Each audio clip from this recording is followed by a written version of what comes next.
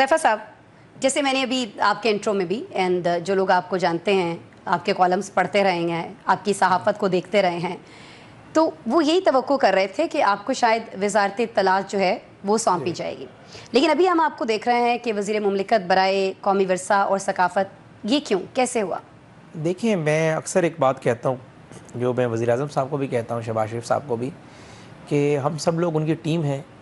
اور بطور وزیر اعظم ہم سب لوگوں کا کام ایک پی ایس او والا کام ہے کہ ہم ان کے مفاد کو واچ کریں۔ اب یہ وزیر اعظم کی مرضی ہے کہ وہ جس کھلاڑی کو جہاں کھلائے۔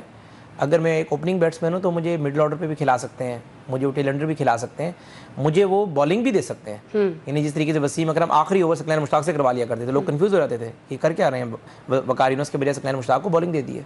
تو یہ وزیر اعظم صاحب کی مرضی ہے، اور ان کا فیصلہ میں سمجھتا ہوں بالکل ٹھیک ہوگا، بالکل درست ہوگا۔ وہ ظاہر ہے چیزوں کو جس طریقے سے دیکھتے ہیں، جو تجربہ ان کا ہے وہ ہمارا نہیں ہے، اور ظاہر ہے امیر کی اطاعت فرض ہوتی ہے، اور نبی صلی اللہ علیہ وسلم کی حدیث بھی ہے کہ امیر کی اطاعت کرو، چاہے وہ کوئی غیر شرعی کام کے، بس وہ نہ کرو، نماز نہ پڑھو، روزے نہ رکھو، باقی اس کی اطاعت کرو۔ تو اطلاعات میں انہوں نے عطا تارڑ صاحب کو لگایا، جو کہ میں سمجھتا ہوں بہتر پرفارم کر رہے ہیں، اور پی ایم کی بیسیکلی پی ایم کی ایکسپیکٹیشنز کو میٹ کرنا اور ان کے اعتماد کو اچیو کرنا وہ کر رہے ہیں۔ قومی ثقافت و ورثہ ایک بڑی وزارت ہے جو اگنور رہی ہے بہت لمبا عرصہ، بہت اگنور رہی ہے، اور اس وزارت کے اندر آپ قائد اعظم کا مزار ہے، علامہ اقبال آپ کا جو لاہور کے اندر ہے، علامہ اقبال کی پوری اکیڈمی وہ ساری اس کے انڈر آتی ہے، لوک ورثہ ہے، اس کے علاوہ آپ کا جو ہے پی این سی اے ہے، اکیڈمی آف آرٹس ہے، اور اس کے علاوہ بے شمار چیزیں ہیں اس میں، لیکن وہ اگنور رہی۔ ظاہر ہے ہمارے ملک میں کلچر اور آپ کے آرٹ کو اس طریقے سے پروموشن کبھی نہیں دی گئی، کیونکہ روایتی سیاستدان ہوتے ہیں وہ ظاہر حلقوں کی سیاست، باقی معاملات، اور آپ کا ہیریٹیج بڑا ڈیمیج رہا۔ تو انہوں نے مجھے اگر دیا تو میں سمجھتا ہوں ایک چیلنجنگ کام ہے، اس میں ریلیجیس ٹورزم آپ کا جڑا ہوا ہے، تو میں سمجھتا ہوں کہ مجھے یہاں پرفارم کرنا چاہیے ایز اے ینگ چیمپ میں اگر آیا ہوں ان کی کیبنٹ میں، اور انہوں نے جو اپنا نیریٹو تھا، جو نون لیگ کا بیانیہ تھا کہ ہم جو ہے یوتھ میں سے بھی نمائندگی لے کر آئیں گے اور نئے لوگوں کو موقع دیں گے، تو اس چیز سے قطع نظر کہ انہوں نے مجھے کیا وزارت دی ہے، کیا ذمہ داری دی ہے، وہ مجھے داخلہ دے دیں، مجھے خارجہ دے دیں، قومی ثقافت و ورثہ دے دیں، وہ کوئی بھی مجھے کوئی پورٹ فولیو دیے بغیر کہیں گے جی آپ نے میرے مفاد کو واچ کرنا ہے۔ اگر آپ کو آپشن دی جاتی تو آپ پھر کون سی وزارت جو ہے وہ پک کرتا ہے؟ دیکھیں، میرا تعلق ایک ایسے علاقے سے ہے جہاں ہمیشہ سردار وڈیروں کا راج رہا ہے، اور میں سمجھتا ہوں میں مسلم لیگ نون کی ایک بڑی توانا آواز ہوں وہاں پر۔ آج بھی وہاں آج بھی ایسے علاقے ہیں جہاں پر انسان اور جانور ایک کنویں سے پانی پیتے ہیں، تو میں سمجھتا ہوں کہ اگر میں نے پی ایم ایل این کو جنوبی پنجاب میں کھڑا کرنا ہے، اور وہاں پہ ایک متھ رہی ہے کہ سیاستدان ہر الیکشن نئی جو ہے ٹکٹ پر لڑتے ہیں،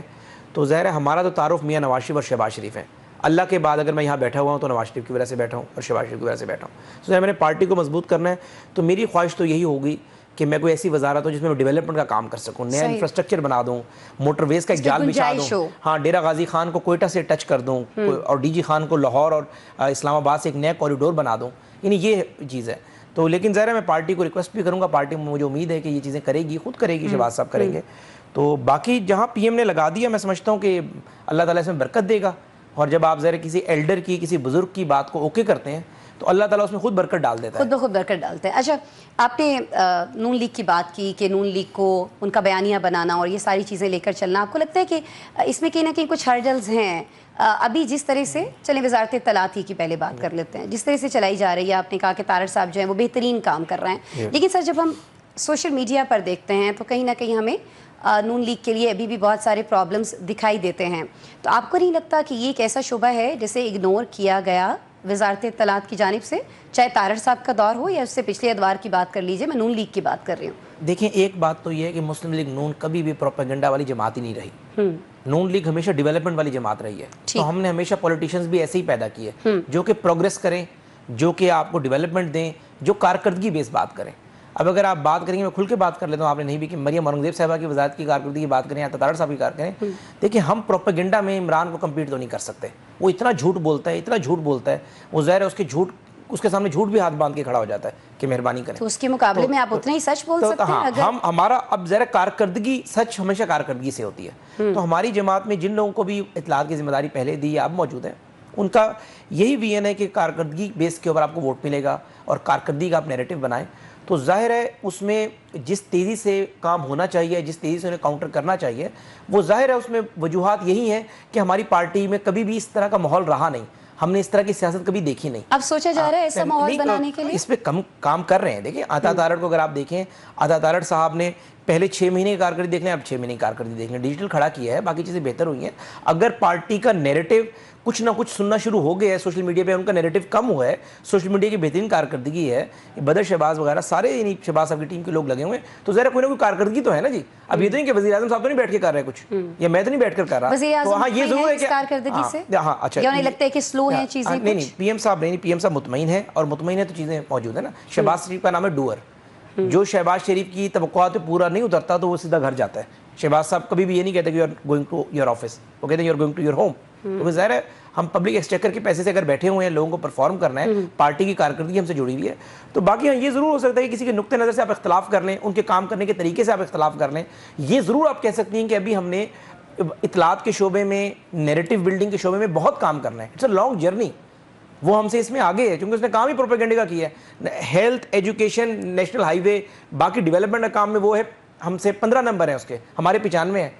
آپ پاکستان میں جو شعبہ اٹھا کر دیکھیں اس میں ہم نے ترقی کی ہے, لیکن ذرا پروپیگنڈے کے شعبے میں ہم نے کبھی پروپیگنڈے پہ فوکس ہی نہیں کیا نا. اسی وجہ سے نہیں کہ ہم کہتے ہیں کارکردگی کی جائے, لیکن بدقسمتی ہے من حیث القوم کہ لوگ پروپیگنڈے پہ بلیو کرنا شروع ہو گئے ہیں. اس لیے اب ہماری یہ کور ٹارگٹ ہے, پرائم منسٹر صاحب ڈیلی میٹنگ لیتے ہیں, ڈیجیٹل کی میٹنگ لیتے ہیں. تو اس کا میں سمجھتا ہوں کہ شہباز صاحب جو چیز ٹھان لیتے ہیں, اللہ خیر کرے, اللہ تعالیٰ انہیں 5 سال پورا کرنے کا موقع دے. ابھی 1 سال ہوا ہے, تو 4 سال میں سمجھتا ہوں نون لیگ کا نیریٹو بیانیہ شہباز صاحب کھڑا کر دیں گے. اچھا, شہباز شریف صاحب کی بات ہو رہی ہے اور ظاہر ہے کہ آپ ان سے بہت کلوز ہیں, بہت ساری چیزیں وہ آپ سے شیئر کر رہے ہوتے ہیں.